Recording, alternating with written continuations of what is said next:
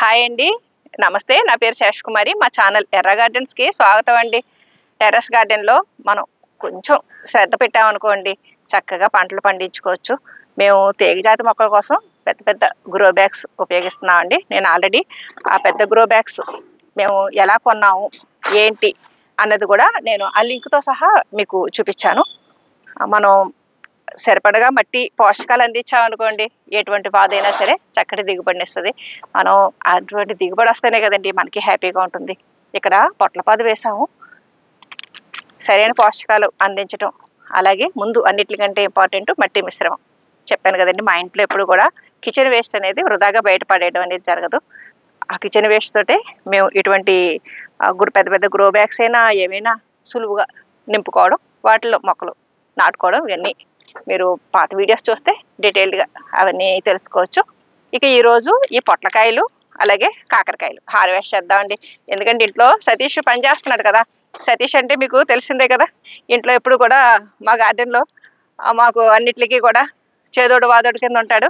మా గార్డెన్లో మొక్కలు ఎలా పెంచాలి ఏంటి అన్నది ఒక ఐడియా వచ్చేసిందండి. సతీష్ కూడా తనే సర్దేస్తూ ఉంటాడు. ఇక్కడ ఇది పెడితే బాగుంటుంది, అది పెడితే బాగుంటుంది అనుకుంటాను. కాకరకాయలు హార్వెస్ట్ చేస్తానండి. ఎంత లావుగా ఉన్నా కానీ లోపల చాలా లేతగా ఉంటుందండి ఈ విత్తనం. అటువంటిది అనమాట. నేను అందరికీ కూడా ఫ్రీగా డిస్ట్రిబ్యూట్ చేశాను కదండి విత్తనాలు. అందులో ఈ వెరైటీ కాకరే నేను పెట్టాను. ఆ విత్తనాలు అందుకున్న వారు కామెంట్ సెక్షన్లో తెలియజేయండి, మీ ఇంట్లో దిగుబడి ఎలా ఉంది ఏంటి అన్నది. మనం కట్ చేసినప్పుడు సరిగ్గా చూసుకోకపోతేనండి తీగలు కూడా కట్ చేసేస్తాం. అందుకని హార్వెస్ట్ చేసేటప్పుడు మనం జాగ్రత్తగా ఈ మెయిన్ మొక్కకి ఇబ్బంది కలగకుండా మనం ఆ పంటని కోసుకోవాలన్నమాట. ఇంకొక 2 కాయలకు వస్తే చాలండి, మా సతీష్కి సరిపడా అయిపోద్ది కూర. ఇక్కడ ఇది కోస్తాను. ఇవ్వండి 4.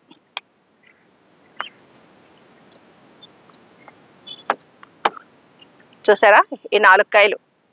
మనకి మామూలుగా అయితే కాకర చాలా వెరైటీస్ ఉంటాయి, ఈ వెరైటీ మాత్రం బాగుందండి.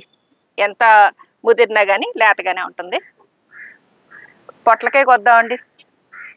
ఇదిగోండి, ఇది పొడవుగానే ఉంది, ఇది కోసేస్తాను. ఈ పేపర్లు అవి ఎందుకు చుట్టామనుకుంటున్నారు? కోతులు ఇబ్బంది లేకుండా ఉండడానికి, అలాగే ఈగలండి, పండు ఈగలు ఉంటాయి కదా, వాటి దాడి కూడా ఎంతో కొంత తగ్గుతుంది అన్నట్టుగా ఈ పేపర్లు కట్టామన్నమాట. ఇవి మనకి ఫంక్షన్స్కి వాటికి డైనింగ్ టేబుల్స్ మీద పరుస్తారు కదండి ఆ పేపర్లు. ఇదిగోండి పొట్లకాయ. ఇది పేపర్ తీసేసి చూపిస్తాను మీకు.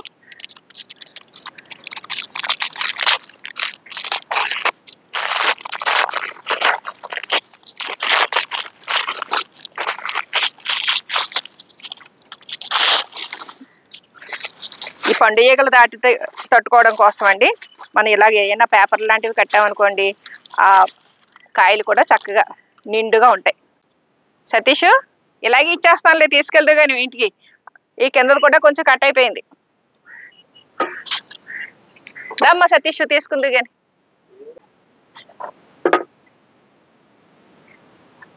ఇదిగోండి మా ఇంటి పంట మా సతీష్కి ఈవేళ. ఇదిగో మా పొట్లకి. ఎందుకంటే తను గార్డెన్లో మొత్తం సగం వరకు తనే చేస్తూ ఉంటాడు. మనం కొంచెం శ్రమతోటి ఇలాగా కిచెన్ వేస్ట్, కంపోస్ట్ ఇవి ఉపయోగించుకున్నాం అనుకోండి, మంచి దిగుబడిని అందుకోవచ్చు. ఆ మట్టి మిశ్రమం కూడా చక్కగా సారవంతంగా తయారయ్యండి మనకి మంచి దిగుబడి వస్తుందండి. చూసారుగా పొట్లకాయలు అవిని. ఓకే అండి, ఈ వీడియో పైన మీ అభిప్రాయాలు కామెంట్ సెక్షన్లో తెలియజేయండి. సర్వే జనా సుఖినో భవంతు. Please like, share and subscribe my channel.